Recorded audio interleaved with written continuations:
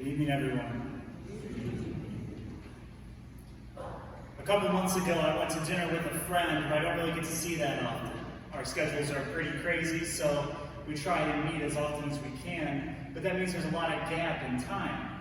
And so that often means that we have to catch each other up on what our days have been like over the past couple of months.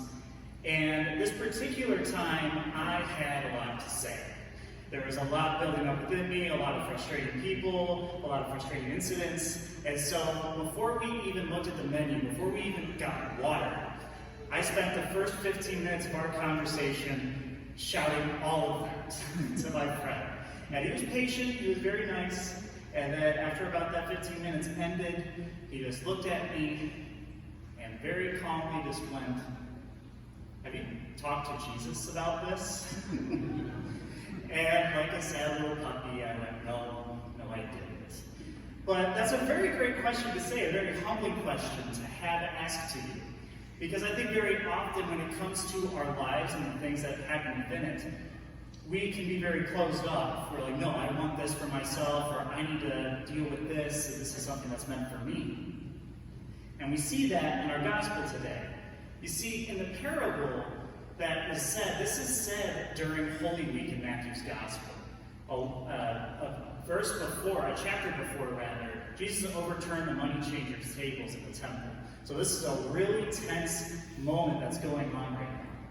But Jesus says something very, very potent in this parable. He compares the tenants that we see to the Pharisees, and the son in this situation is Jesus. And so, as the tenants drove away the son, Jesus is asking them, "Why won't you let me in? Why won't you let me in?" Very often, we can be like these tenants. We can keep all the situations that really bother us and keep us down to ourselves, whether it be family disputes, health problems, a death in the family. All these things can really burden us. And very often we have many different reasons as to say why it should be for ourselves. I don't want to burden other people.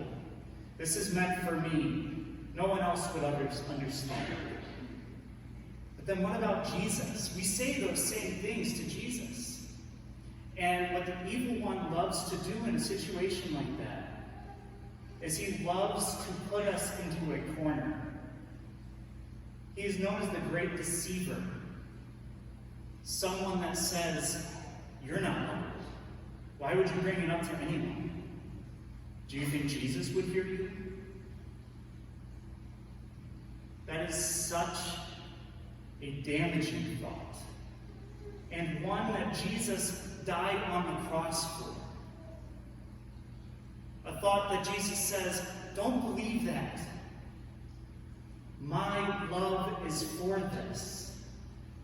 Bring all those frustrations, bring all those things that have been on your heart to me, because I want you. I don't want the things that burden you. I want your heart. And I want those things that are on your heart to be brought to me. They may not be solved immediately, but the burden is so much better when it is carried by someone who loves you so much greater than you can even understand. Destroy those lies in your life. And we do that by bringing it to the cross and discerning that. We say, "Lord, in your name, I reject the lie that I am unlovable. Lord, in your name, I reject the lie that I do not deserve your love. And Lord, I bring these sad moments, these challenging times, to your loving heart. Because though they may not go away, you purify them. You transfigure them with your love, because I know you are there, and I know I am not alone." As we continue throughout this liturgy, as we go into the Eucharistic celebration, surrender those problems, surrender those frustrations. Because the Lord is here. He'll heal them. He'll bring that love that we all so desperately need. And as we go throughout this day, as we go throughout this week, think of those people that need Christ right now. Whether they go to church, whether they do not go to church, whether they're Christian, whether they're not. And be that love.